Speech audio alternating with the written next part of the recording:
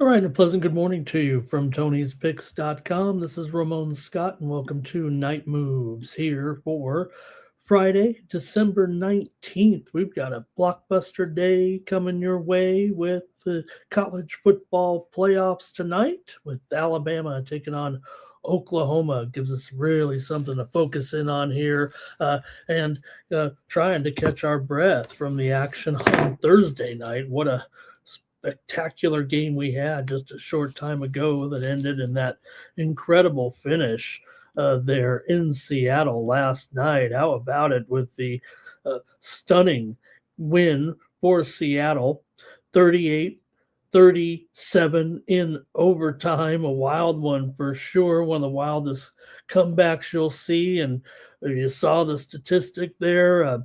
Seattle was 0-171. Trailing by 15 or more in the fourth quarter. The Rams were 333-1, something like that, whatever it was. So it was the most unlikely of finishes there yesterday night between the Rams and the Seahawks. Man, what a comeback, and some great plays, some bizarre plays, some things you never think you'll ever want to see. A 2-point conversion that goes off of a guy's helmet. Was it forward? Was it backward? It went into the end zone. Was it touched by a Rams player first? Was it touched by a Seahawk? Did it matter? Incredible game. And, the Seahawks had to cross the goal line, something they were not really doing a lot of they had to cross the goal line basically 6 times, right? In those final minutes of the game, right? The 2 touchdowns, the 2-point conversions, a touchdown in overtime, and then another 2-point conversion. I mean, that just does not happen. So it was just the unlikeliest of finishes. I'm not saying Seattle's a luck ball. Seattle got the money there, or the Rams got the money. Seattle got the win there for the most part. So I don't know how to interpret it necessarily. I don't know if the Seahawks are going to be able to withstand unless they do have that home field advantage. So maybe that was just as huge as it looked right there.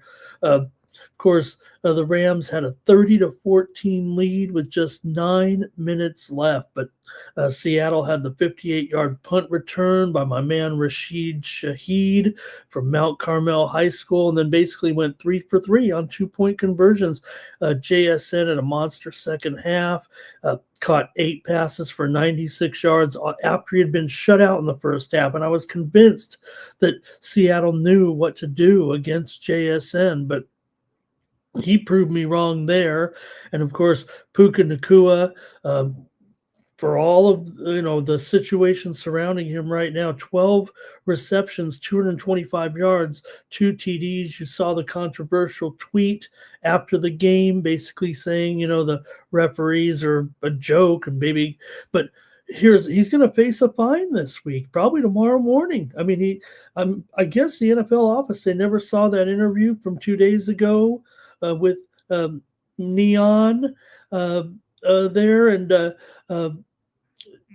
where he mentioned the referees and said these guys are out there basically as a joke, calling their friends. Did you see that call I made on that guy? And Puka kind of either calling him out or just, making up stuff, no doubt he's going to face one of, I would think, a major fine from the league. Might be one of the biggest ever for criticizing officials. I think that on top of the uh, uh, those guys, basically trying to teach him because he just wasn't smart enough, trying to teach him a dance that people were going to be considering to be anti-Semitic. So it was just a real bizarre situation. His brother with the car stealing the night before, whatever it was. Those guys are associates. So that was a different story, but nonetheless, the Rams outgained Seattle by 581 to 415, take over first place in the NFC West in an incredible finish. Credit Stafford with 457 yards and 3 touchdowns, but also Sam Darnold, no, not Sam Bradford. There is Al Michaels tried to say there, and definitely came through big time there and earned finally a victory that he could be proud of and not give it away, which he almost did. Just some bizarre plays in there altogether. So, what an incredible game, and what an incredible weekend it's going to be in the NFL if we get finishes like that. Hello to everybody in the chat. I'm all fired up after that one. What did you guys think of Thursday night football? Did we hit it on the head there, or Mr. Wesker? We have, Mr. Weskers. I have issues, right? I mean, most of them are my own. Reps saved Darnold. Nakua's got too many brain cells gone. Thanks, you guys. Good to see you in the chat there. And Cal Dog, we're going to preview these games here in just a moment for the action here on Wednesday. Just want to talk maybe a few more games here that wrapped up before the show, including the Xbox Bowl down there in the Cowboys practice facility in Frisco. Gave us another thriller. Arkansas State held off Missouri State 34-28 despite leading 24-7 at halftime. I whiffed here on the show last night there with the under in that one, but third downs were a struggle all around. Missouri State did go 8 of 15, but Arkansas State just 2 of 11. Rayner threw for 288 yards and 3 touchdowns, and the Wolves were ahead, but both teams each over 100 yards and penalties. It was pretty hard to watch. I was watching the NFL game. I barely could keep focus on that game at all. That NFL game was so good, and the NBA wasn't bad either. Recap the winners here last night. Anybody in the chat paying attention? Let's see here. Oh, here comes everybody now. Good to see everybody in there. Greg is here. Hello. Kendrick Moe. Hello. And good to see you guys here. So, yeah, NBA here on the show last night. We didn't do too bad. If you wanted to count how many games there were 12 games last night in the NBA. I did have one loser on the 12-game card. It was the Portland, Rockets and the Pelicans game there. The Rockets were upset by the Pelicans. That was the lone miss that we had. I went 10-2. I'm going to give myself 10-2. Could have been 11-1. One of the games, the Jazz +9 against the Lakers when we were on the show last night. I think it was 7 or 7.5. And the game, I think, landed 8. So the early bettors might have missed it with me. If you got it late and you're on the Jazz, other winners, I had Spurs -14.5, Clippers, Thunder over, Hornets +4.5, Pacers +4.5, Heats and Nets under. They're all winners. Raptors, Bucks under, Mavs +6, Magic, Nuggets over. I think that the Suns, the Kings plus the points. I went basically 11-1. We'll call it 10-2 here on the show last night here on Night Moves. NHL, we had a couple winners. Wild as favorites on the road over the Blue Jackets. We had Ottawa on the puck line, Rangers, Blues under, and the Flames. So we cleaned up there with those sports. Couldn't hit the NFL game, but did hit those pretty good. College hoops last night. Good one here. Bradley beat Indiana State in 3 overtimes. Bradley led early, trailed in the third overtime, but their bench outscored Indiana State 47-19 in a 108-99 win. Illinois State over Southern Illinois. The Redbirds shot 57% from inside the arc and are 9-3 now with the win over Southern. Murray State over Drake, 81-72. The Racers had free throws down the stretch. They went 26 of 31 from the line, and they've won 5 straight. They're averaging 91 points in those games. Our Murray State, they only scored 81 tonight, but beat Drake. Southern Miss over UL Lafayette, but Louisiana got the money, 62-54. That's my I'm flying solo here tonight. No DeAndre, so I'm going to cover ULL there in the loss, despite shooting just 31% there, though, for Southern Miss. They got it done, and Louisiana's dropped 10 straight. Also, Long Beach State and Pepperdine at a premium loser there. In that one, could only go 2-2 with premiums in the college ranks, and actually couldn't come through with the premiums despite talking a bunch of junk here about the picks on the show. But we're going to give you some more free winners here in just a moment. But Pepperdine loses. They might have gotten the money, though, there at +4. Pepperdine shot 74% inside the arc, committed 18 turnovers, and Long Beach State got the win. And we had a winner on the show last night with Coastal and App State under. So thank you for joining me here, everybody. And let's see what else is going on here as we get ready for the action here with the we'll start with the big game in college football. And then we'll go to the 2 bowl games after that. Let's start with the big one. Then we'll go to the NBA, college basketball, NHL. And maybe at the end of the show, should we do a little boxing with Jake Paul and his bout against Anthony Joshua? Or should it be the other way around with that 8-round bout tomorrow night between Paul and Joshua? We'll talk about it. I mean, I know it's -850 or 1,000, whatever it is. But Jake Paul taking on his first, he's taking on some serious fighters, but nothing like this. All right, there's Kendricks. Let me see what else is here. Let me see who else is here. Timmy says in Jigba King, yeah, but you know what, Timmy? I ended up putting a play down. I thought they would still keep him held down, and he went off there a little bit. All right. And Timmy Chushu, he's ready to go. He likes Alabama here. And Cal Dog says he doesn't want any, if you're not in the same weight class, I think is what Cal Dog. You're right. Anybody, you'll take a sanctioned fight, Cal Dog, right? As long as the guy's, reason. I mean, there's no doubt Jake Paul is a serious fighter in training, but just fight men your own size, right? And just try to move up like look, you can make all the money you want, but and Mr. Weskers is ready to go with that fight as well. He's looking forward to it. All right, let's get to the big game first, and then we'll get to everything else here, including the fight, all right?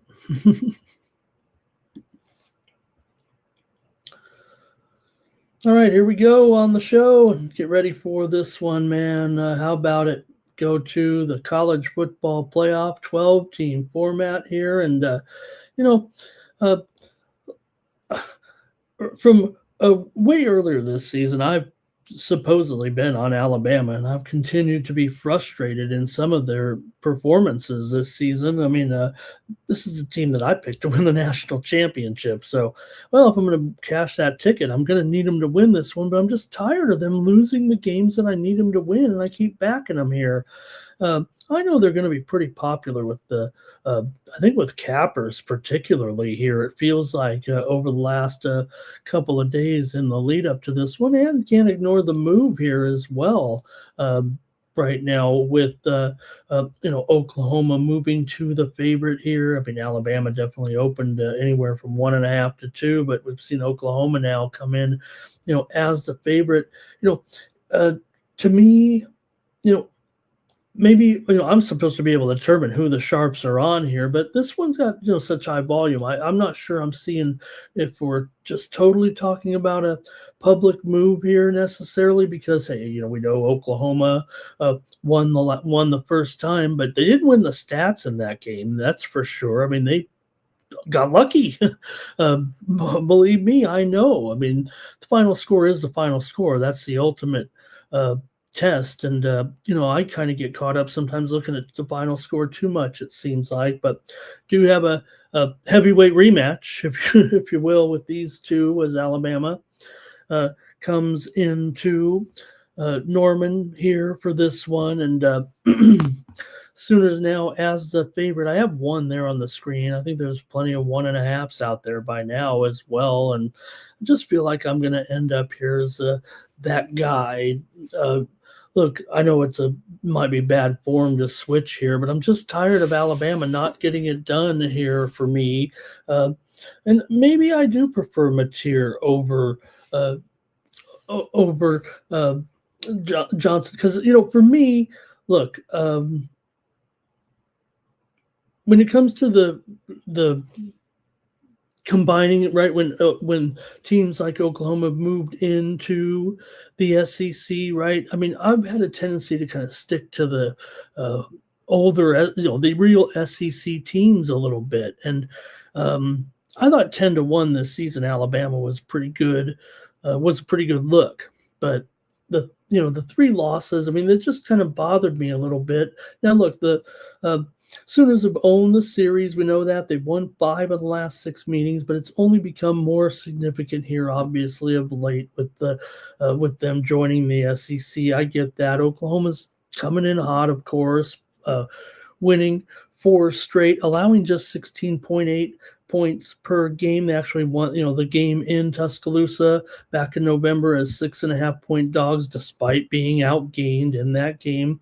So Oklahoma just seems like they find ways to win, which is a credit to the whole team, really. They're 10-5 against the spread last 15 as home favorites. Now, DeBoer, he seems like a wizard as an underdog, 6-2 in his career, not an underdog too frequently, but 6-2 ATS in this spot. But the Tide's offense right now seems to sputter in big moments, is what it feels like to me when the chips are down, and that's what what Bama needs. It feels like they're not getting the big play at the big moment. Now, look, we're going to rely on defense for the most part anyways. I'm talking about both teams really in this one. But, man, where were those scores when I needed them, it felt like. And I don't want to, sell out to my own biases here this season. I might watch every SEC game on Saturdays, so maybe it just becomes more escalated or elevated every time I see it. So it's not Simpson's fault necessarily, but just he's got great skill players and everything. Oh man. Okay, so the Tide. Let's see here. 9 of Alabama's last 10 games have gone under. The Sooners are 9-2 to the under against Division I opponents. Man, Oklahoma's been kind of a turnover machine right now for the opposition. They're plus 13 in their recent series games against Bama, man. Got a veteran offensive line. So does Bama here, but I'm going to go with the under as my play. Give me just a little more time to sit on it here a little bit, but I'm pretty sure I'm going to be taking Oklahoma here. And like I said, just tired of, relying on it. And look, they found a way to win on the road despite all those things going against them here. Now at home, I think they can find a way to beat Bama. Let me hear from you guys in the chat. But under is going to be my official night moves play, if that's okay. See what you guys have in the chat here. Timmy Two Shoes. Look, I mean, it's going to be popular. I think that Bama is going to be the side for the chat.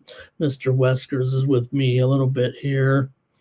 Alabama here for Timmy. Cal Dog liking the over. And Jimmy says, look, Mateer has had, injury woes.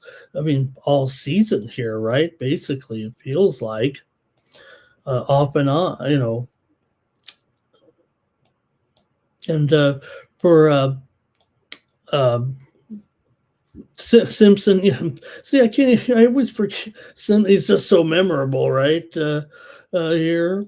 But for Simpson, I mean, Look, he's getting older. Yeah, I mean, sometimes these Bama quarterbacks can be a game manager, but I mean, Simpson still threw a ton of TDs. You know, let me get your plays in the chat. I'm going to take the under. All right, and Greg's going to be with me there on the under. All right, that's probably it from you guys. Is that it right now in this big championship, or I say championship game? I mean, it feels like it here. We're in the first round, but Oklahoma coming in here. Jimmy Chushu says it's going to be going crazy there in Norman, but it's going to be Alabama here. Look, two teams ranked right next to each other right now. Alabama 1-2-2 against the spread on the road. Oklahoma 5-2 against the spread as a favorite. Oklahoma was 7-5 ATS. Bama 7-4-2. But as far as that total is concerned, I mean, look. Like I said, this feels like it's going to be defensive. These offenses are not getting off here, right? Oklahoma 2-10 to the under this season. Bama 4-9 to the under, 0-2 to the under in their two dog rolls, and Oklahoma 1-6 to the under as a home favorite. So I'm going to go with the under in this one. But you can hear it. I'm not hedging. I'm not hedging here. I'm just tired of it, and I'm going to take Oklahoma. And, I'm an SEC, I want to say SEC honk. I mean, I know that's two SECs, but we're just, to me, like I said, I mean, Alabama still represents. And like I said, I took them at 10-1 as my preseason pick because I was just trying to think of something, looking at the odds, I just felt like it was Alabama at 10, at 10-1 anyway. I thought you were going to get value there. And you look at them now; they're much higher than that. So obviously, that was not a great pick by me. Heading into the college football playoff now because Alabama's 28-1 basically. So as we start the playoffs, Ohio State basically about 2-1, Indiana 3-1, Oregon 5-1. Texas Tech 15-2, Oregon 8-1, Miami 20-1, A&M 20-1, Alabama 28-1, Mississippi 30-1, Oklahoma 50-1. James Madison and Tulane are both 550-1. All right, it's going to be great. We got 3 more games to talk about tomorrow, as well as NFL tomorrow. Man, what a day Saturday is going to be. Oh, it's the holidays. Could it go OT? All right, there are a couple of bowl games. Let's go to the bowl games here. Hey, in just a few hours from now, we're going to have – let me get my Tony's banner up there. Jeez. There we go. That looks better. All right, let's get out to early action here on a Friday, right, with the Myrtle Beach Bowl. Here with Kennesaw State taking on Western Michigan. Kennesaw playing in their first ever bowl game here, taking on the Broncos. The Owls, these guys are pretty scrappy, man. They've won 3 in a row here right now with the wins over Montana State, Liberty, and Jacksonville State. They beat Montana State.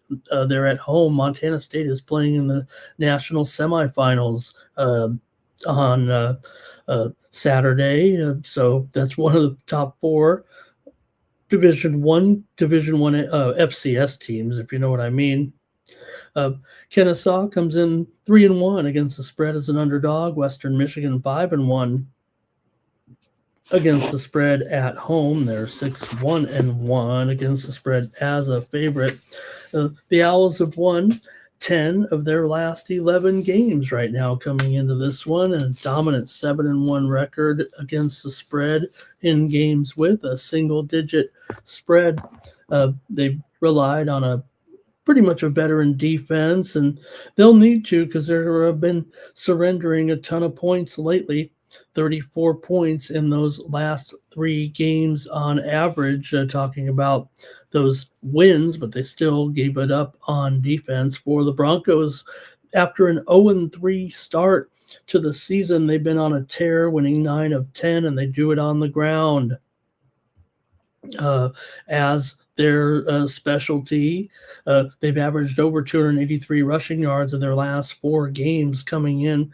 Favorites in the Myrtle Beach Bowl are 4-1.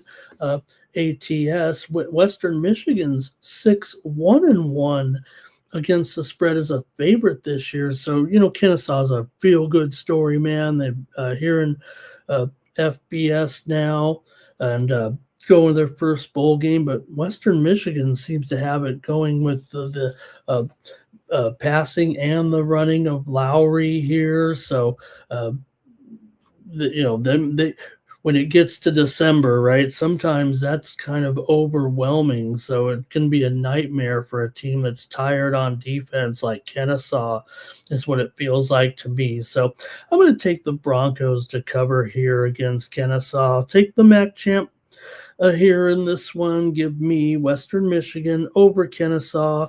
Hey, we've had some fun with Kennesaw this year. Don't get me wrong. But I'm going to kind of stick with a team like the Broncos here in this one. These two teams, I might look at the total here eventually. I know there's not much as far as the trends may be concerned. Kennesaw 1-3 to the dog, but you look at the last few games and the way, like I said, mostly trying to pick on Kennesaw's lapses here right now, having gone over in 3 of their last 4. The game against Jacksonville State was an under, but see if you guys have a play here in this one. Thank you for joining me here on the Morning Steam Show. I'm sorry, the Night Move Show. That's the old days. Okay, let's see here. Western Michigan under for Timmy Chushu. Cal Dog likes it under as well. I don't mind what your guys are saying there. I am worried about Kennesaw here and their ability to stop Western Michigan.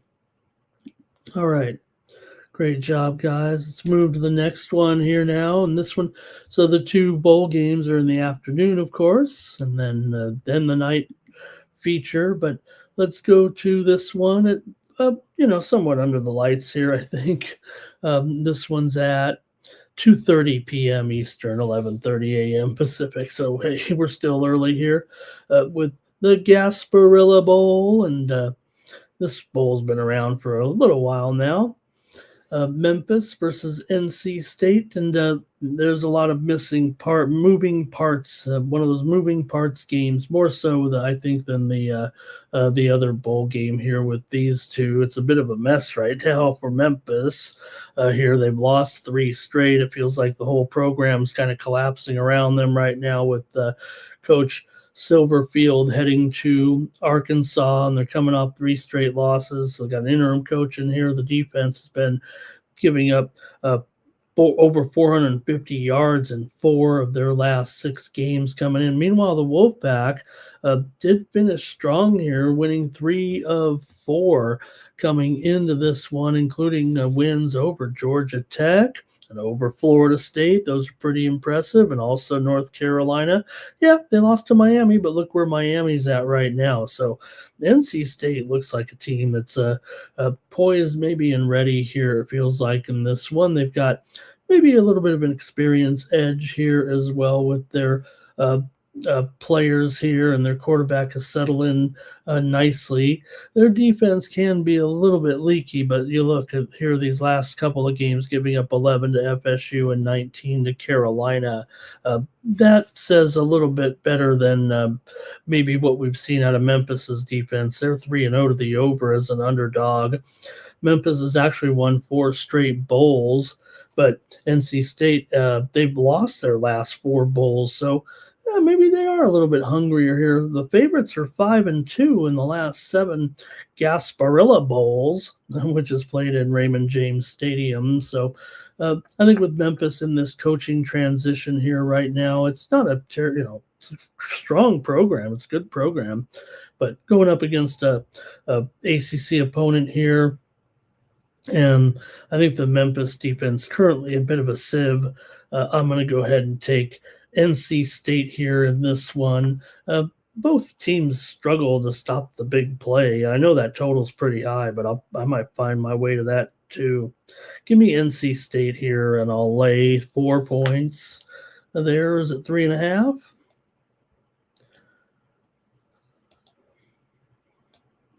Yeah, 3.5 for the most part right now. Total 56. So I'm gonna take the wolf pack here.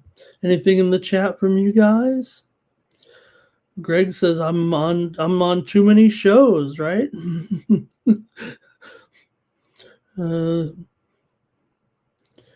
If Memphis is playing poor, why are they such a short number? Says Timmy. Great point.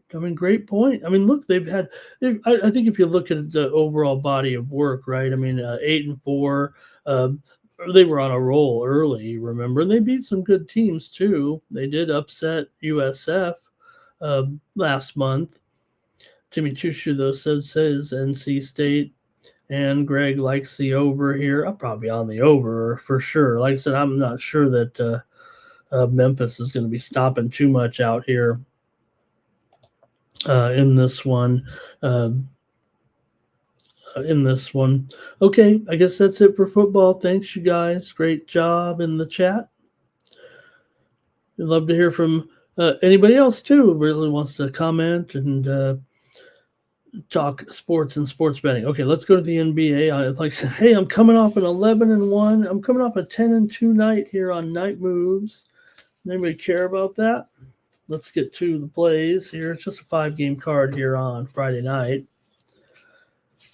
And we did see we got some interesting teams playing here. Let's go.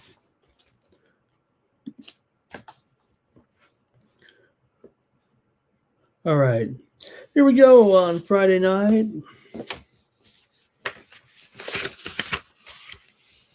Get my script in place. Here we go. Wish I could do it off the top of my head, but I can't. Miami is at Boston here in this one, with Boston coming in here 15-11. Miami comes in here 18-12. Hey, Miami, great job. They were able to snap that losing streak against Brooklyn last night, 106-95. Here, did we?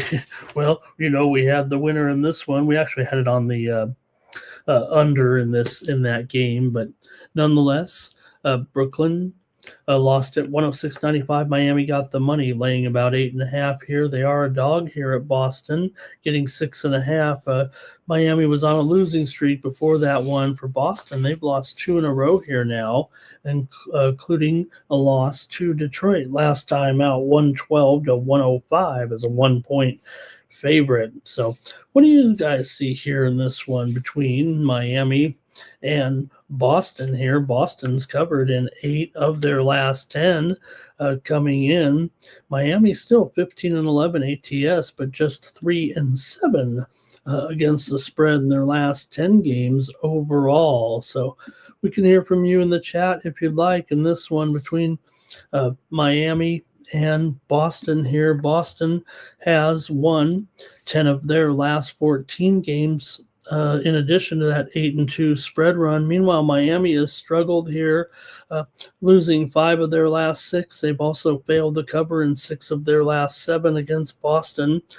Tyler Hero has been injured here of late, and his status is definitely in question in this game. Some people might even say they're play a little bit more cohesive without Hero in the lineup. I don't know if I want to go that far. Got a 23-point per game scorer here, but he's been bothered by that toe right now. So kind of a key injury here, it feels like.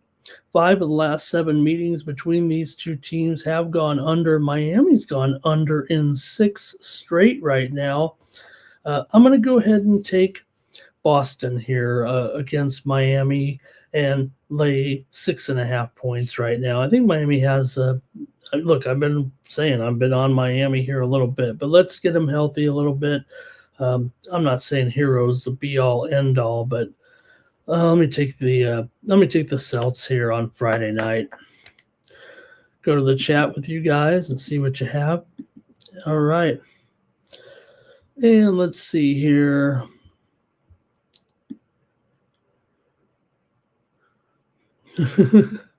Thank you, Timmy. Yeah, I mean, look, I mean, we can go back. I don't want to. You can go back and review the show, and they're definitely there. Like I said, one of them, the Laker game, and we did recommend Utah. It was 7 when the game went off, 7.5, or when we were on the show.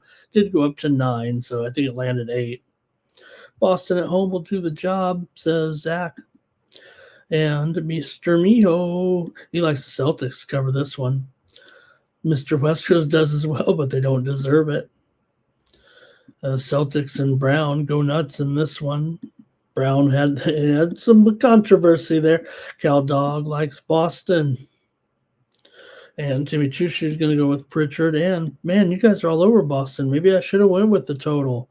I'm going to go with Boston here as well.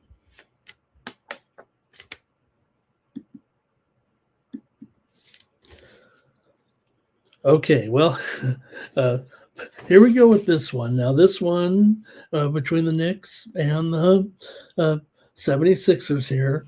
The Knicks found a way to win yesterday. They did not cover, obviously, but after now, you got to say, after the NBA Cup, after this game, which was a thriller last night against Indiana. I mean, Indiana basically pulling out all the stops, but the Knicks still won on that last second shot, 114, 113. They had to rally. They actually came all the way back, and then Indiana would take the lead late, and then the Knicks were able to get the win there, clutch fashion. 114, 113. They did not cover. Pacers got the money. Meanwhile, for Philly, they keep covering here a little bit. And the Sixers, I mean, who are the Knicks? Let me check the injury report here, or however they're going to go about it. I mean, these guys have got to be fatigued here, no matter how you look at it. I mean, Cat's questionable. I mean, he can't play every game here, especially if on his knee injury right now and the back-to-back and then off the championship victory there. Hart, questionable. Shamit's been out for a week. McBride's been out for a week right now. Maxi's going to be in there. Embiid, questionable. We'll see here. So, look, this is tough, man. The poor Knicks right now. Say poor Knicks. We know they're riding high, but failed to cover last night. Took everything they had. Now you're going to tell me they're going to be favored here in this one by 5.5? That's going to be hard to do against a Sixers team that is still 14-11 overall straight up, 3-10 as an underdog straight up, but 7-5-1 as an underdog against the spread. Now the Knicks are 14-1 against the spread at home, 17-7 against a favorite, but the Sixers are 8-1-1 against the spread on the road. So, as dominant as the Knicks have been at home, they've got all these, I don't want to say issues even, but it's got to wear on you just a little bit eventually. And the Sixers come in here with like 4 or 5 days rest. So I'm going to take the Sixers in this one plus 5.5. But I think you just got to here. I mean, you can easily say Knicks 14-1 against the spread at home this season.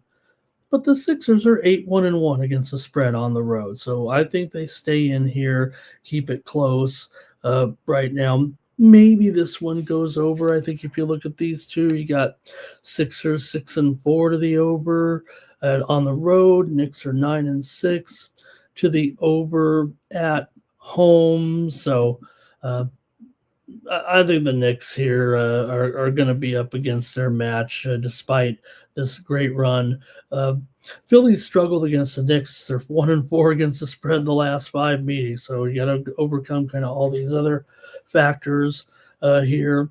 Sixers are 1-5 to the under in their last 6 games. So there is a little bit of under trend with them. But I think the Knicks, their only solution here is going to, and it's more tiring, but I think they're going to want to get out and try to run this score up. It may end up just working better for the 76ers in the end. What an intriguing matchup. Let's hear from you. Jeff London in the chat. And Timmy says it's going to be an old school Knicks under.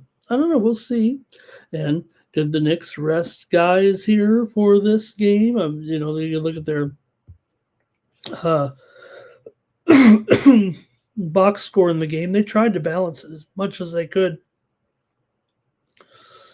Mr. Wesker says, let's go back to Thibodeau. Let's go back to Thibodeau.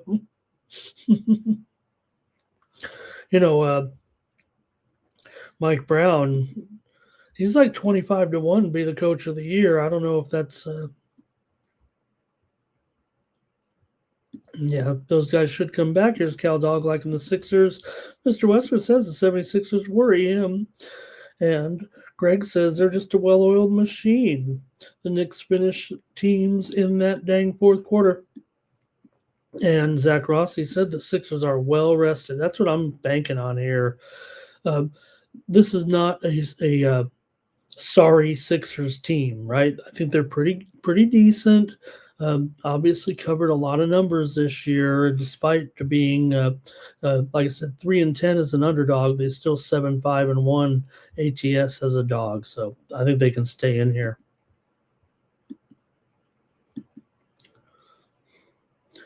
All right, the Bucks and the Cavaliers here for action on Friday night.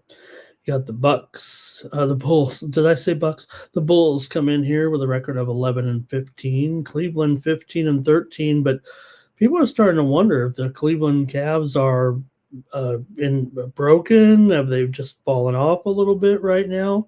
Again, they continue to struggle to cover numbers. I think that's why they're more upsetting to gamblers. They're still 15-13 overall straight up, 9-7 straight up at home, 14-11 straight up as a favorite, but are one of the worst spread teams in the league at 8-20 overall against the spread, 4-12 against the spread at home, and 7-18 against the spread as a favorite. Now the Bulls have been, in the free fall for sure of late, but nonetheless, they did beat Cleveland 127-111 just 2 nights ago to kind of say, hey, we're not totally baked here right now with the tailspin that the Chicago Bulls were under. Cleveland here has failed to cover in 4 straight games right now. Looks like the money's kind of come in on Cleveland here. They're up to 7.5 or so right now. I think this line needs to be updated. 7.5 total, 240.5 right now. So seems like the move is on the Cavaliers here a little bit. Like they're going to erase these woes here. The only thing is, like I said, the Bulls that's a 9-3 record as an underdog. That's really they're 11-14 against the spread overall and 3-11 as a favorite, but 9-3 against the spread as an underdog. I mean, this is their role actually. So you could say the Bulls that losing streak that they were having, easy to say, hey, look, the Bulls had a hot start and now they're back to being a mediocre team, if that. But Cleveland is slightly better historically versus Chicago, and the line keeps going up, but the 1-5 against the spread their last 6. I know Chicago's failed to cover in 10 of their last 13, but this is kind of their role, like I said. So both teams been trending under here of late. So I'm just going to go with the under with all the confusion here that I see with the spread. I think a little bit. You do have Cleveland here 4-12 to the under in their games at home this season. Meanwhile, Chicago's 3-7 to the under in their last 10. So I'm going to go under. Chicago is an over team on the road and as a dog, but of late, since they've been struggling, they've been going under. So I'm going to go under here at 240 with Chicago and Cleveland. See what else you guys have here is Cal Dog. He likes the Cavs and the under. Mr. Weskers ain't laying 7 with the Cavs, that's for sure. Spider here for Timmy. Likes him to hit those threes.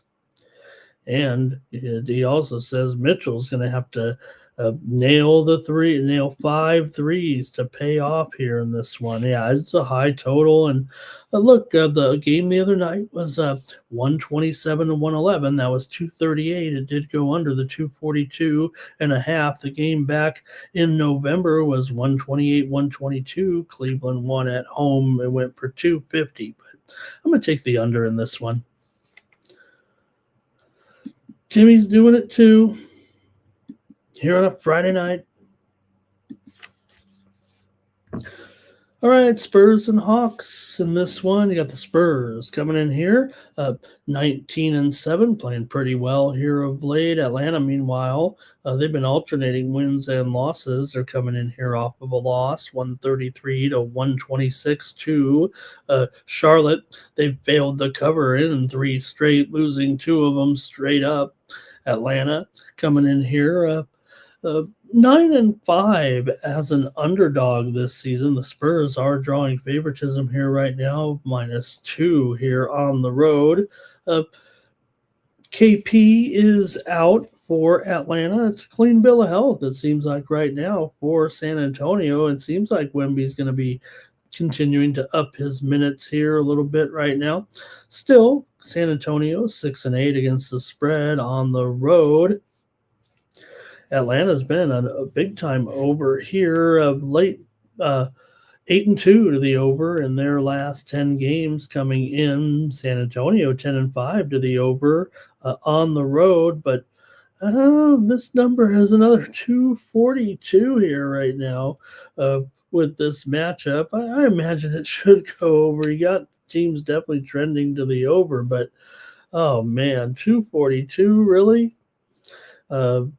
Hard to talk you off of it, I guess. Maybe I should gravitate to the spread here because I might need to investigate it further. I'm not oblivious to the fact that these guys have been putting up some big numbers here. I just have a feeling that here on Friday night it might be a little bit too much to ask for these two. Atlanta's gone over in $1 billion in a row, it seems like right now, and San Antonio did go under in that game against Washington the other night. They held the Wizards to 94 points. They also played some of those tournament games here for sure. So I don't know. I don't think the Spurs are feeling that hangover from going to Las Vegas. Maybe they want to get right back into the action here. They were able to beat up on the Wizards last time out. So I'm going to go ahead and take San Antonio here. They're 10-5 against the spread in their last 15, 4-2 against the spread against Atlanta over the last 3 seasons. Atlanta's dropped 4 of their last 6 overall. I'm going to give me the Spurs here on the road against the Hawks on Friday night. All right, and it's going to be Mr. Weskers on the Spurs. Over for Timmy. See, he does like it over. Zach's saying under, though. I might just bet the under and not tell anybody on any YouTube shows. Cal Dog liking the Spurs. And Timmy's going to take De'Aaron Fox in this one to hit his threes. All right, one more here in the NBA. Then we'll go to college basketball next. And got a pretty good one here with Oklahoma City taking on Minnesota. It's on the road here. Could OKC. They've already, like I said, bounced back here a little bit, beat up on the Clippers last night, 122 to 101. The Clippers are, they're quite a team. So, yeah, maybe the Thunder were back to their winning ways here, but they're going to take on a Minnesota team that certainly has a pretty good record, 17-10. But we know that the Wolves have been kind of dysfunctional, really, in some of these roles. I mean, they're 1-4 against the spread as 1-4 straight up as an underdog, 2-3 against the spread as a dog. Despite that 7-10 record this season for Minnesota, they are 10-17 against the spread, including 5-9 against the spread at home, where they've won 9 of 14. Meanwhile, for Oklahoma City, they have trouble sometimes laying the big numbers, but sometimes these smaller numbers are more manageable. they've been laying double digits here basically for the last 3 or 4 weeks. Now this is a kind of a lower spread. I mean, even the Cup games that they were in were big spreads before they lost to San Antonio. So let's see what you got here with the Thunder and the Timberwolves. OKC's 15-12 to the over this season. Minnesota's 5-9 to the under at home. I want to hear from you in the chat, and then I'll make my call here in this one. Oklahoma City, of course, has won 17 of their last 18, but like I said, they did play last night. Minnesota's been off for a night. Oklahoma City's covered 5 of their last 6. They really should handle them, despite a little bit of a mixed ATS history, it seems like right now. Minnesota's has been going under here at home of late. They've gone under in 8 of their last 10 overall. So, well, you know what? Maybe this one could be a low score. You see it here at 226, 225.5. It does feel like it's trickling lower a little bit. Give me the under here with OKC and Minnesota on Friday night. All right, and let's see here. Zach has OKC. And Timmy Two Shoes hopes for Edwards here to be ready to go tonight. Yeah, there's a couple more names here on the list here. Edwards is questionable right now. Conley is out. Forward, Jalen Williams, questionable. Zach went with OKC. Cal Dogs on the over. And Greg likes the over in this one. All right, you guys are going against me for sure on that one. You guys like the over. I get it. All right, I guess that's it for the NBA. Let's turn it over and go to college ball. I've got 5 games on the card here because of our 5 games in the NBA, 5 games in the NHL. So I said, let's do 5 games in college basketball. Go right into conference play here on Friday night. Go to the Big East with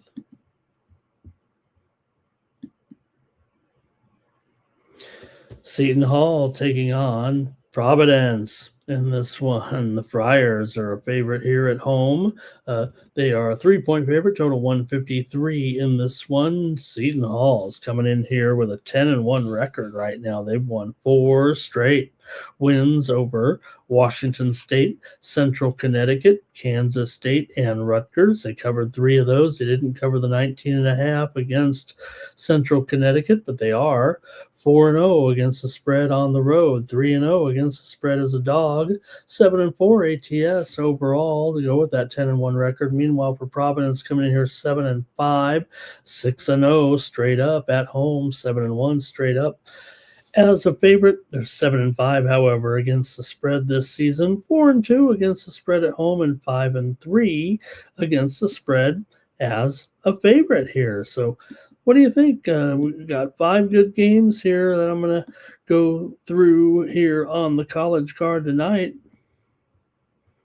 And I want to hear from you in the chat. This one I think was the toughest of the, to me, of the 5 that I actually looked over here. So let me hear what you guys have to say, if anything, here with Seton Hall taking on Providence here.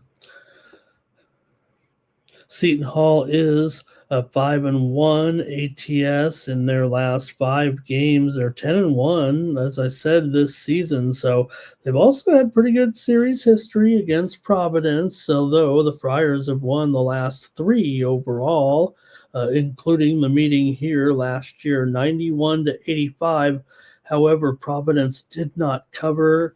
In fact, they didn't cover either game last season between the 2 teams. So spread-wise, it's usually Seton Hall that gets the money in the games. Providence has been favored and hasn't covered. In fact, the win at Seton Hall last year, they were favored by 3.5 and only won by 2.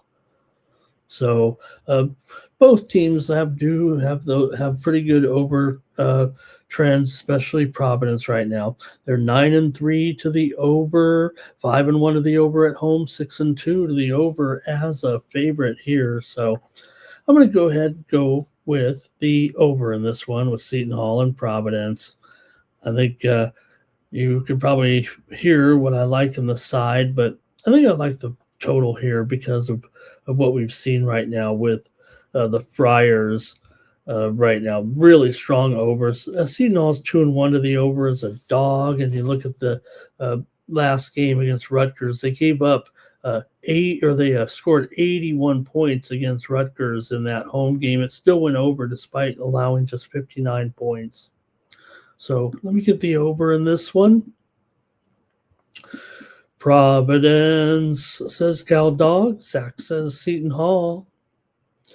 And Timmy likes the Friars.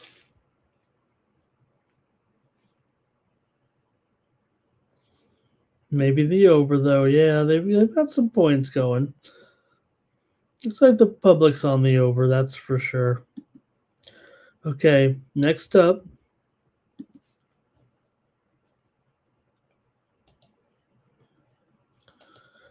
All right, next up, let's get out to this one between Tulsa and Western Kentucky in non-conference action here with Western Kentucky at home in this one. Tulsa is a team that comes in 10-1 right now. They're the 2-point favorite, maybe even 2.5. Tulsa's on a roll here right now with a big winning streak. They're coming in not only winning, but covering everything. Coming in off of a win and cover over New Mexico State at home, 83-70. They covered against Pine Bluff, 117-84.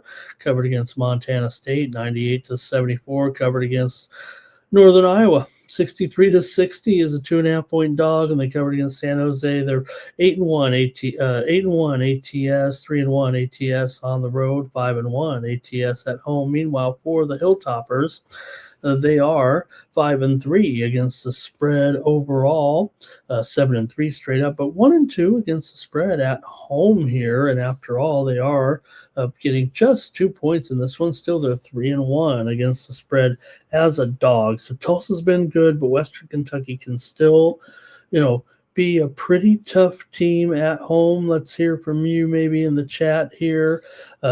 Tulsa on fire with this streak right now. But I don't know. I think Western Kentucky can look to get into a little bit of a higher scoring game with them. I know Western Kentucky here 1-3 to the under as a dog. Tulsa 5-1 to the over as a favorite. I'm actually going to go with Western Kentucky here to kind of stop the momentum a little bit. I still think that Western Kentucky, pretty good program here, and they're getting a 2 here at home. And I'm going to take the Hilltoppers. Let's see what you have in this one. Anything? I think Timmy Two Shoes likes the over here.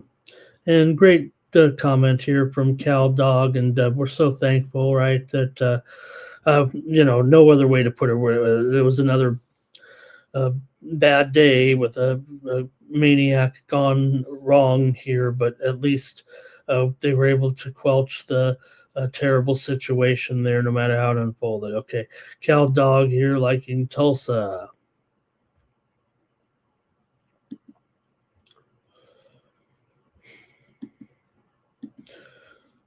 All right, we're out to the Wisconsin Hoops Challenge here, and we got this one. I didn't preview the early one, but I'm going to take a look at this one for sure between Villanova and Wisconsin here.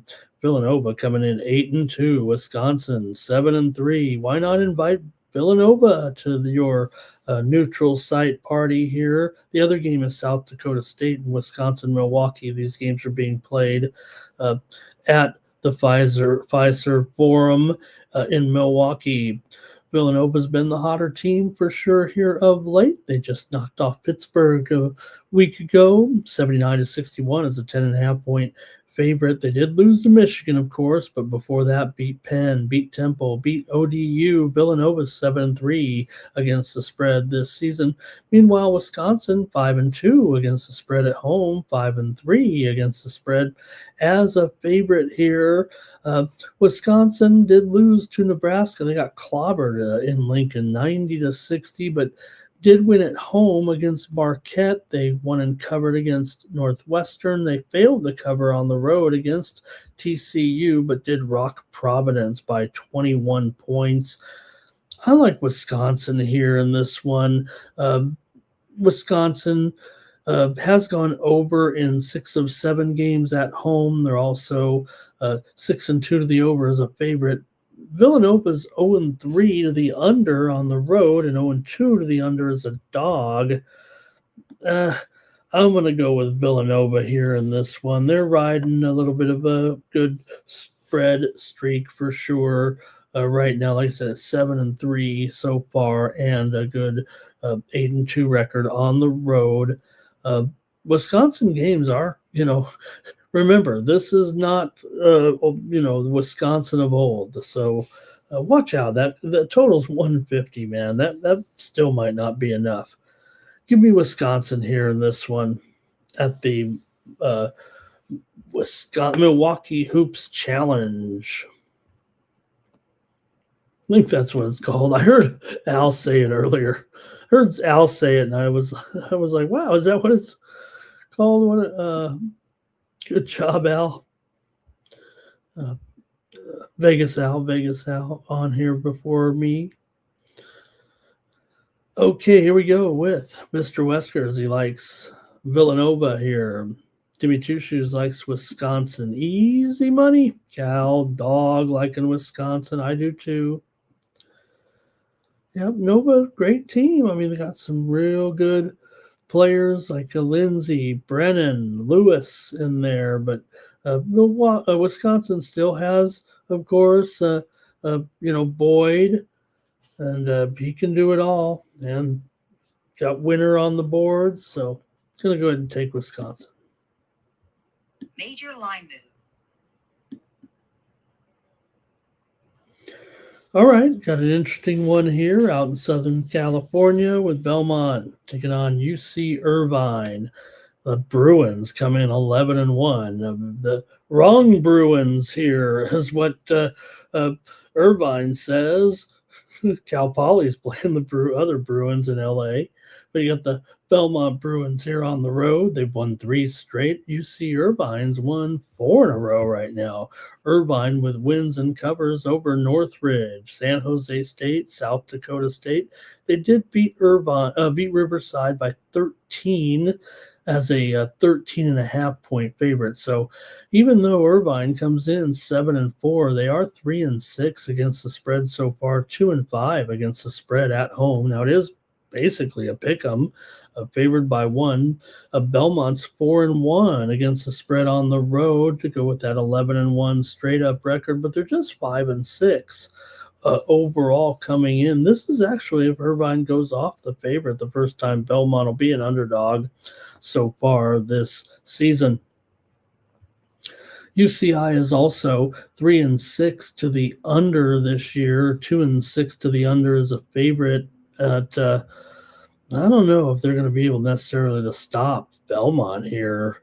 I'm not sure I want the under, despite the trends that indicate kind of otherwise here in this matchup. So I'm going to go over. I'm going to fade the trends here, I think, a little bit with Belmont coming in. They've gone over in 4 of their last 5 games here, scoring 83 against Evansville, 87 against Illinois Chicago, 83 against Middle Tennessee, 96 against Charleston. They gave up 84 against Richmond. Meanwhile, for UCI, they do have a pretty good defense here, but did go over in the last one against Northridge, 85-71. So I'm going to buck the trends a little bit. Give me the over here with Belmont and UC Irvine on Friday night.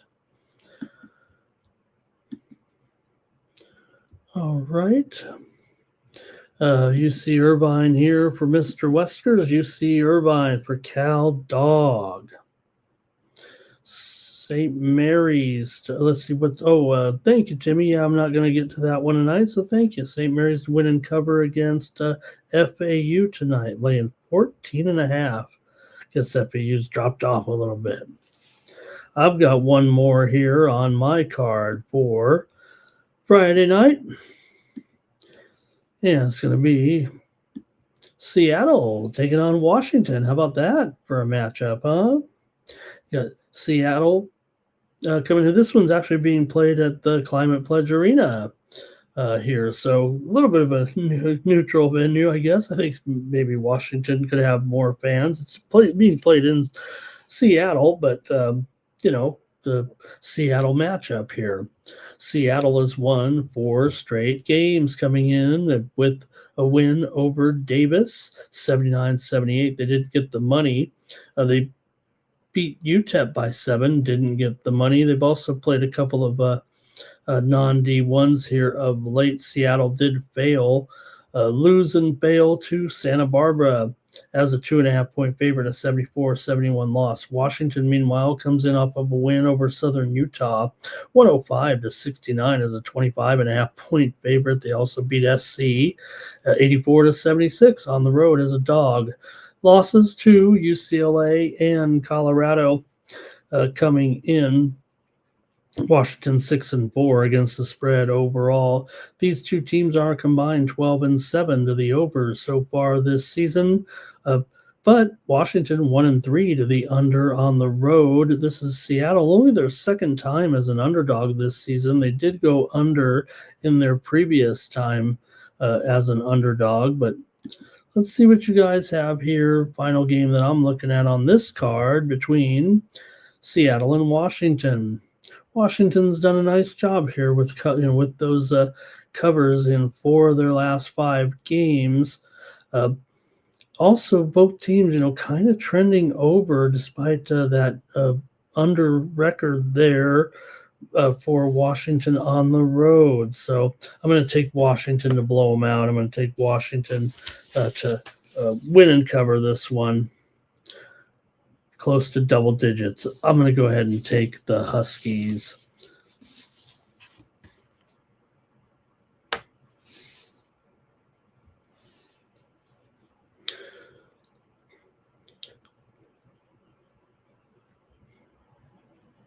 All right, let's also move on here tonight, here on Night Moves, and we're going to get to the NHL card. Really appreciate it. Did we get the last comments in there?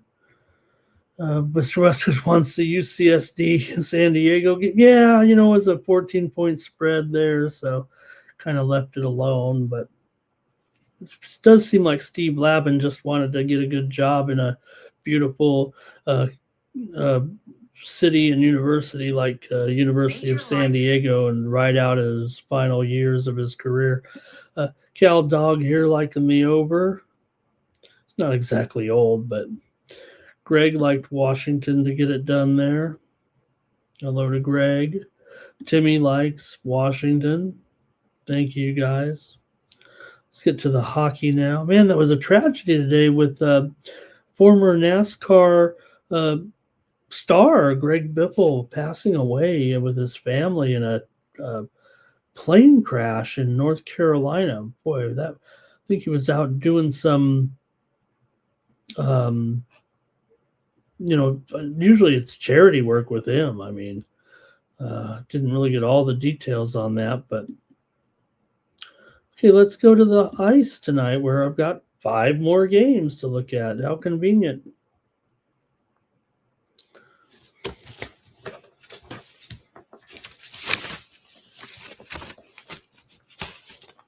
And then we'll get on out of here in Night Moves. Thank you for joining me here on the Tony's Picks YouTube channel. All right, here we go with a 5-game hockey card on Friday night with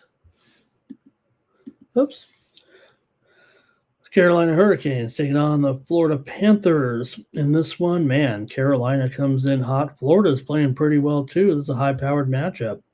Got Carolina here 22-9-2 coming into this one. They are a road favorite here. still Florida, they're on fire. They've won 3 straight. They're 18, 13, and 2 coming into this one. Carolina's 11-4 on the road this season. Meanwhile, Florida 11-6 at home. See what you guys have in this one tonight. But again, $1.20 total 6 under here right now.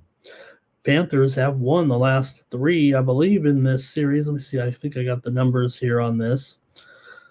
Florida's actually won 8 of the last 11 at home against Carolina and 6 of the last 7 at home overall.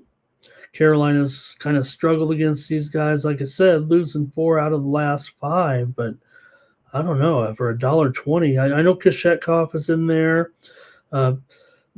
Both teams have been going under here recently. Got Carolina here. 5 of their last 6 has gone under. Florida's gone under in 4 of their last 6 at home. This Carolina run they're on right now, they are really playing well. I know they were in some tough games there against Washington and the back-to-back against Philly, but they still got it done.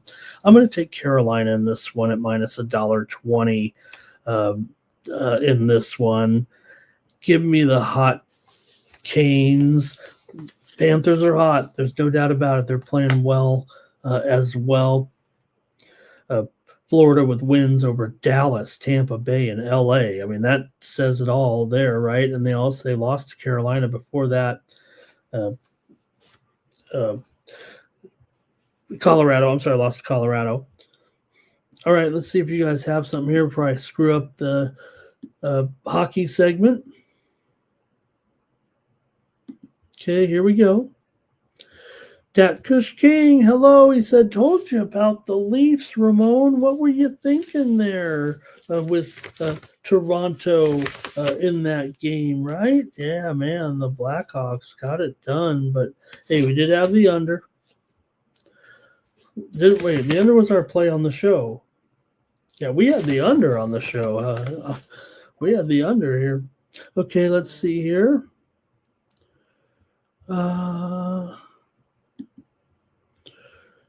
Blue Jackets can't win more than 1 in a row. And the Leafs got spanked. Yeah. Yeah, Mr. Weskers and I, we travel only by car. Timmy's got Reinhardt for a goal. Greg likes it 3-2. Hello to Viral Industries. It's real nice to have Viral here in the chat today. Thank you for participating. Viral, great to have you. Florida for Timmy Two Shoes. Zach likes Florida. Maybe the under for Timmy. Cal Dog liking Florida here. Think I'm all alone here on Carolina?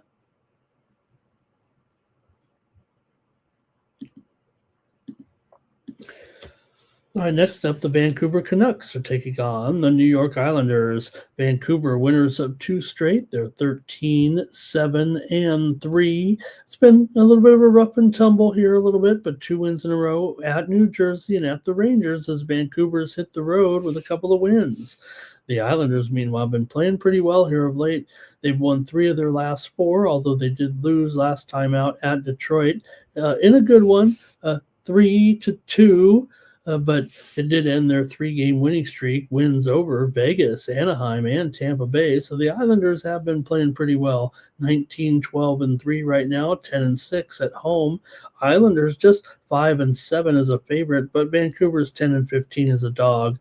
Vancouver is 9-7 on the road and 4-10 basically on the road. So they are kind of at home. So they are kind of a road team that you would look for a little bit, it feels like. Now, totals wise here, you do have Vancouver 14-11 to the over as a dog. Islanders 8-4 to the over as a favorite, but man, I'm not sure that this one's going over.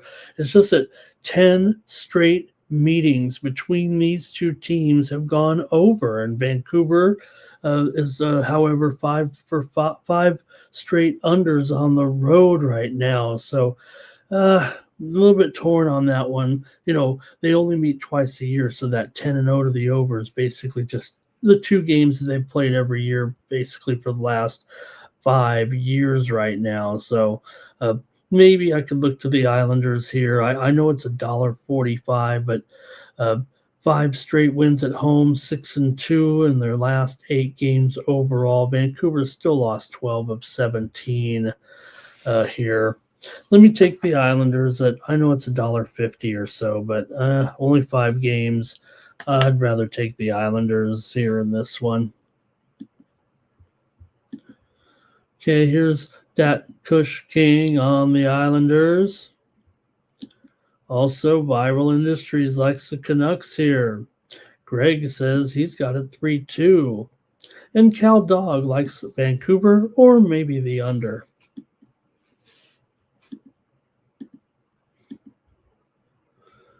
New Jersey Devils, Utah Mammoth, NHL action here for Friday night. Mammoth are favored at home, $1.35 here. Winners of 3 of their last 4 games. Utah beat Detroit last time out 4-1. They lost at Boston before that. They did beat Pittsburgh on the road, returning home here after a 3-game road trip. New Jersey, meanwhile, they've been alternating wins and losses here. They're off of a win over VGK last time out. New Jersey 19-14-1 this season. Utah 8-5 at home this season. Utah is 9-12 to the under as a favorite. New Jersey, meanwhile, over the last couple of games, New Jersey 2-6 to the under are the Devils here. Mammoth, meanwhile, still a slight favorite out here. I want to take them, but it's not a great price against a New Jersey team that obviously is playing pretty well this season. They're 8-6 as an underdog, and Utah's 9-12 as a favorite here, but kind of want to take Utah on this one. I might just have to veto the computer here and go with the Mammoth. Let's see what you guys have in the chat. Can you talk me out of it? New Jersey is 5-2 in the last 7 games against Utah. Despite maybe a little bit of a, like I said, not a terrible tailspin. They just keep alternating wins and losses here right now. 9 of the last 13 meetings between these two teams have gone under, but that's nearly a 7-year sample size. Let's see what you have in the chat. A lot of comments here. Can the Devils offense stay consistent? Want to say hello to Nunya in the chat. Hello. Here's Timmy on New Jersey here. Mr. Western says he tries to back New Jersey. Greg likes the Mammoth. Zach likes the Devils. And Viral Industries likes the over here in this one. I'm going to take Utah in this one with me and Dak Kush King right here. We're going to take Utah in this one. Man, I'm having such a good time with such great participation in the chat. We've got nearly 6 of you watching live here right now on the Tony's Picks YouTube channel, the 60,000 subscriber juggernaut. Make sure you like this video, subscribe to our channel, Tony's Picks, here on YouTube. Next up is the Jets taking on the Avalanche. Avalanche 240 here over the Jets. Well, we know the Jets are going up against a hot commodity here with Colorado. They've won 3 straight once again with wins over Florida, Nashville, and Seattle. Colorado's kicking butt. They've gone 13-0-2 at home this season. Meanwhile, for Winnipeg on the road, they are 7-9 and 3. Well, 7-9-1. There we go. 7-9-1 for Winnipeg. They're also Winnipeg 1-8 as an underdog this year. I mean, they're a big underdog, obviously. Here, monstrous underdog. Colorado 18-4 as a puck line favorite. Winnipeg just 5-4 as a puck line underdog here in this one. Does feel like Colorado, another team that they probably can dust right now. Although the two teams have not met yet this season, and Winnipeg has won 3 of the last 4 meetings between these two teams, interestingly enough. Colorado is 13 and 19 to the under as a favorite, but Winnipeg is 6 and 3 to the over as a dog. How do you have it here in this one? Colorado's won 17 of their last 20, 10 straight at home. Winnipeg's lost 6 of their last 7 on the road. Colorado's gone under in 4 of the last 6 meetings against the Jets. Winnipeg's had some overs here for sure of late, but man, Colorado's dominance kind of just says to me tighter game. So give me the under here in this one with Winnipeg and Colorado tonight. They'll probably win this one in the range of 3-1, 4-1, maybe 4-2. Give me the under with Winnipeg and Colorado in this one. Abs for Zach. Yeah, probably should have taken the abs, Zach. Great call. This will be a good game. How about McCarr for a goal? And Greg, there it is. He said it 4-2. If I said 4-2 and Greg said 4-2, maybe we should bet 4-2. Cal Dog likes the Avalanche on the puck line. Yeah, I'll probably find my way to the Avalanche. Look, I mean, it's one thing to say, hey, you know, you can only go to these favorites so many times, right? And they're going to give it back. And look, I'm sure they will. We've already tried to pinpoint the spots to kind of go against Colorado. Is this one it? I don't know if it is. Abs puck line. Timmy says, hopefully they go down by 1 here and you can get them at a, you know, fairly better, you know, even if the Jets score in the first 10 minutes of the game, Colorado will still be $1.75, but it is cheaper. We've got only 1 game left here. What else can we? Well, we got the fight. And I didn't turn on my Australian basketball game here. We could have went with that maybe. I am watching the Big Bash League here, but okay, here we go. The last game of the night. Thank you for joining me here on Night Move. Spending over an hour and a half here approximately with me here tonight. Dallas taking on the Ducks. Look at this matchup, huh? Dallas, $1.15 total, 6.5. Dallas has won 2 straight. They're 23-7-5 right now, coming in over with wins over the Kings and the Sharks here. They were struggling a little bit, but seem to have it steady once again. I mean, they're one of the best teams certainly in the league on the road, 12-2-4 so far this season. They're also 18-10 as a favorite on the road. Anaheim, meanwhile, still 20-12-2 overall. 11-4-0 at home this season, 14-10 as an underdog coming in for Anaheim here. 21-13 to the over, although Dallas 16-19 to the under, 12-16 to the under as a favorite. You know, Anaheim. You know, Anaheim could be. I'm probably gonna go to the total here. I might be a little bit worried. I kind of want to try to find my way to the Ducks here in this one, but I think for me, I'll just take the under here with Dallas and Anaheim at 6.5. You don't see many Dallas games get up there to 6.5. I know they're playing the Ducks; they're kind of high flying, but this is the first time Dallas is going to have a game total. That might be one of those where the line tells you the story. Yeah, maybe it does. Maybe it is going to be a game where you're going to get 6 or 7 goals. But you look at the rest of the Dallas games; they're all at 5. You know, they've been 5.5 mostly here for the last couple of weeks, as usual, right? I mean, Dallas, like I said, mostly an under. Although they are 9 overs and 9 unders on the road, and Anaheim is the team that will make it a little bit tricky because they are a higher scoring team for sure. So far, these two teams met in November. It was 7-5 in favor of the Ducks. They won at Dallas.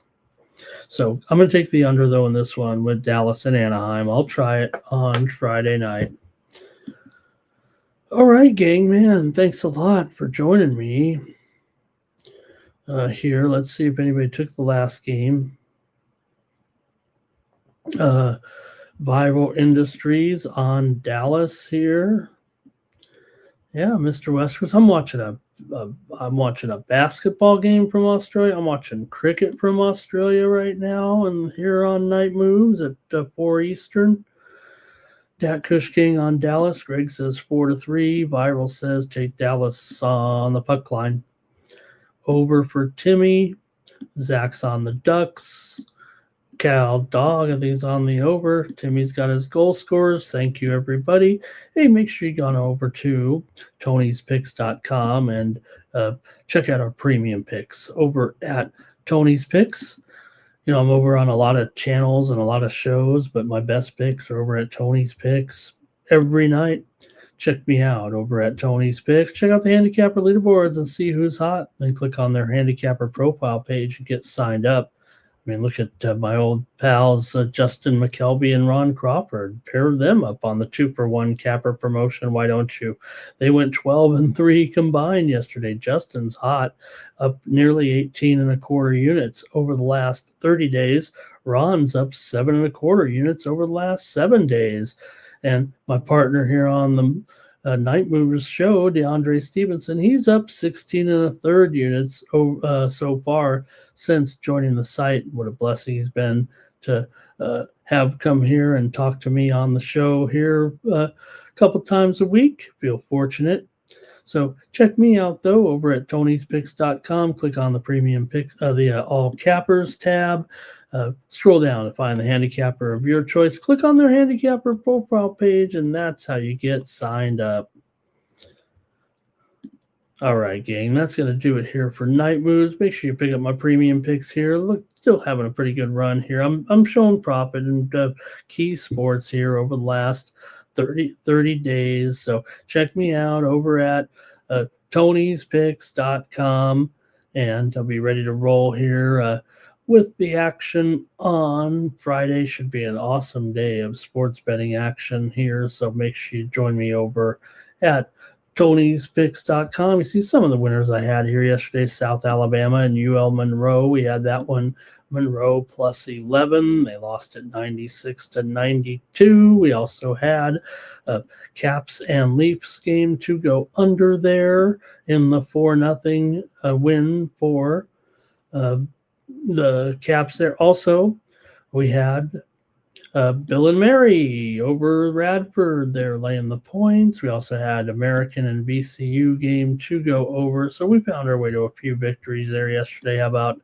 Detroit and Dallas under as well? So thanks. Do it. Go over to Tony'sPicks.com and use the promo code Tony T at checkout. That'll save you 15% off my premium pick packages. Ride with me to the window on Friday. You'll know exactly what I'm on and get those long-term packages. That'll get the plays down to just a couple of bucks per play, and you can ride with me all weekend or longer over at Tony'sPicks.com. It's a great service. Get SMS text directly to your phone to get all my moves here. This is what you came for, and do it over at Tony'sPicks.com. All right, that's going to do it here for me. I'll see you back here tomorrow on Night Moves at 3 a.m. Eastern, midnight Pacific at the latest. Maybe somewhere in there. Who knows how long that late game might go. So, thank you, Timmy. That's nice to be. Oh, well, hey, when you're as old as I am and you've been talking on these shows forever, it only takes me a little bit of, got to get over my stage fright every night to get on the air here. And it's almost like a little bit of therapy to come on and be on YouTube and talk a little sports and sports betting. So, all right. Thanks, everybody. We'll be back tomorrow. Make sure you join me here on Night Moves. And for the Tony's Picks YouTube channel, I'm Ramon Scott. So long from Night Moves.